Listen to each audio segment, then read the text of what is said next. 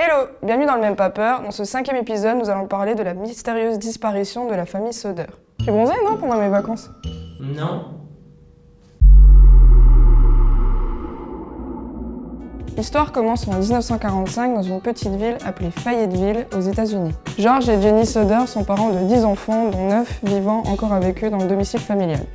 La veille de Noël, 5 de leurs enfants, Maurice, Martha, Louis, Jenny et Betty, demandent l'autorisation de rester éveillés tard pour jouer avec les jeux qu'ils avaient eu en cadeau.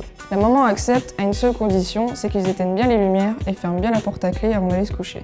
Réveillée en pleine nuit par un coup de téléphone, Jenny, la maman, se lève et remarque que les lumières sont encore allumées et que la porte principale n'est pas verrouillée. Pensant que c'était juste un oubli de la part des enfants, elle éteint tout, ferme la porte et part se recoucher. Vers 1h30 du matin, elle est à nouveau réveillée, mais cette fois-ci par un bruit ressemblant à une pierre qui aurait tapé le toit de la maison. Peu de temps après, de la fumée commence à arriver dans sa chambre. La maison est en feu. Pris de panique, Jenny et George se précipitent dans le couloir et crient à tout le monde de sortir de leur chambre et de quitter la maison. Arrivés dehors, ils se rendent compte qu'il leur manque 5 de leurs enfants, les mêmes qui avaient veillé tard pour jouer. George essaye de retourner à l'intérieur en utilisant une échelle pour atteindre une fenêtre à l'étage, mais l'échelle n'est pas à sa place et est introuvable. Il tente par d'autres moyens de rentrer, mais en vain. Marion, l'une des filles, court chez les voisins chercher de l'aide, mais impossible de joindre les secours. Du coup, il se déplace directement à la caserne, sauf qu'un seul pompier est présent. En raison d'un système téléphonique archaïque, les pompiers ont réussi à se mobiliser et à intervenir chez la famille à 8h du matin, soit presque 7 heures après le début de l'incendie. Bien évidemment, il ne restait plus rien à part des cendres, étant donné que la baraque a cramé en 45 minutes top chrono. Maurice, Martha, Louis, Jenny et Betty sont donc présumés morts. Lors de l'enquête, on conclut que la cause de l'incendie est due à un dysfonctionnement électrique, alors que la maison avait été inspectée quelques jours plus tôt par un électricien. Le plus étrange, c'est que les pompiers n'ont trouvé aucun reste humain. Selon le chef de la brigade, la maison a brûlé trop rapidement pour que le feu réduise les corps en cendres. Il faut savoir que même si un corps brûle pendant 2 heures à 1000 degrés Celsius, il reste encore les os. Et je rappelle que la maison des Soder a brûlé en 45 minutes. Ainsi, les pompiers auraient dû trouver les ossements des victimes. La police arrête rapidement l'enquête et annonce officiellement la mort des 5 enfants. Mais les parents ont un tout autre avis, et moi aussi d'ailleurs. Ils sont pas les couches là. Ton avis. L'absence de restes humains et le fait que personne n'a ni vu ni entendu les enfants crier pendant l'incendie est quand même troublant. Étaient-ils au moins dans la maison?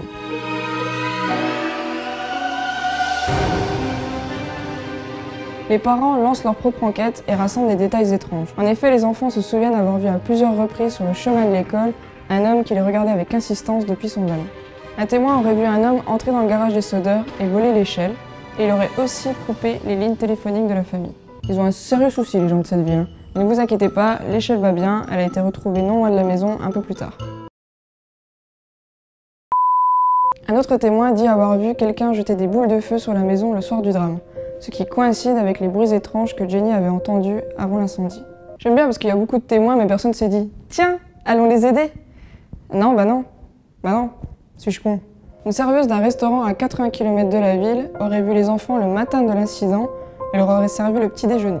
Elle déclare qu'ils sont montés dans une voiture suspecte. C'est quoi une voiture suspecte au juste? Moi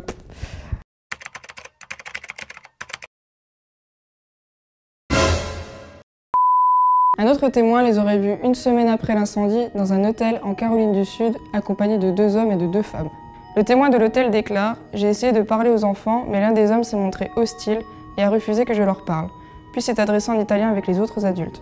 Ils sont partis tôt le lendemain matin. » Avec tous ces témoignages, les parents sont à présent convaincus que leurs enfants ne sont pas morts dans l'incendie, mais qu'ils ont été kidnappés et que le feu n'était qu'une diversion. Ils ont donc demandé à la police de réouvrir l'enquête, mais en vain, et ils ont même demandé au FBI qui leur ont répondu « Désolé, ce n'est pas notre juridiction ». La police locale et les pompiers n'étant pas très coopératifs, les Soder sont obligés d'enquêter seuls. Ils engagent un détective privé qui, dès le début de ses recherches, découvre un truc étrange. Mais avant, remettons les choses dans leur contexte. George est né en Italie et a immigré aux États-Unis à Fayetteville, où vivait une grande communauté d'Italiens. Déjà, vous voyez le lien possible avec le témoignage de l'hôtel. Mais surtout, George ne cachait pas son mépris pour Mussolini, un fasciste de première, mais tous les Italiens n'étaient pas de son avis. Jusque-là, vous suivez? Quelques semaines avant l'incident, George a eu la visite d'un vendeur d'assurance avec qui il s'est disputé. L'homme l'a menacé en lui disant que sa maison brûlera et que ses enfants seront morts et qu'il regrettera ses mauvaises paroles sur Mussolini.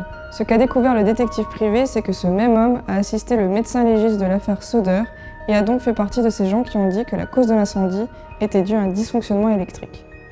Coïncidence ? Pour continuer dans les faits étranges, car on adore ça, George, en retournant inspecter les restes de la maison, découvre une boîte contenant ce qui ressemble à un organe humain. Et bizarrement, il est intact. Il s'avéra plus tard que c'était un morceau de foie de bœuf, assez frais pour avoir été posé délibérément bien après le feu. Le détective privé a même déclaré que c'était le chef de la brigade des pompiers qui l'avait mis là. Sûrement en espérant que la famille arrête de fouiner, mais pourquoi ? Et c'est sûrement pas sa seule tentative, car un peu plus tard, c'est des ossements humains, plus exactement 4 vertèbres lombaires, qui ont été trouvés sur les lieux de l'incendie. Et tout comme le foie de bœuf, elles étaient intactes, sans brûlure. Les années passent et la famille Soder ne perd pas espoir et continue à chercher les 5 enfants. En 1968, à la suite d'un article dans un magazine sur l'affaire, Jenny, la maman, reçoit une enveloppe qui lui est destinée. Elle contient une photo d'un jeune homme d'une vingtaine d'années qui ressemblerait à son fils Louis, qui n'avait que 9 ans lors de l'incendie. Et justement, derrière la photo, il est écrit Louis Soder, suivi par I love brother Frankie, Little Boys, et des chiffres. Convaincus que c'est leur fils, les parents décident d'engager un détective privé pour retracer la lettre. Sauf que le détective disparaît de la circulation et ne donnera plus jamais aucune nouvelle. Je crois que c'est la famille la plus malchanceuse du monde. George décède en 1969, suivi de Jenny en 1989. Sylvia Soder, qui avait 2 ans lors de l'incendie, est la dernière encore en vie. Elle maintient encore aujourd'hui que ses frères et sœurs ne sont pas morts dans l'incendie. La fille de Sylvia, Jenny Anthorn, invite les gens à poster toutes les informations qu'ils peuvent avoir sur un forum. Bien décidés à ne pas abandonner les recherches. Qu'est-il arrivé aux enfants Soder ? Ont-ils été vraiment tués dans l'incendie ou ont-ils été kidnappés ? Si oui, est-ce que les ravisseurs en voulaient à George et ont voulu le faire payer ? Leur disparition reste un mystère encore aujourd'hui. Et vous, qu'en pensez-vous ? Balancez vos théories en commentaire et je vous dis à la prochaine fois.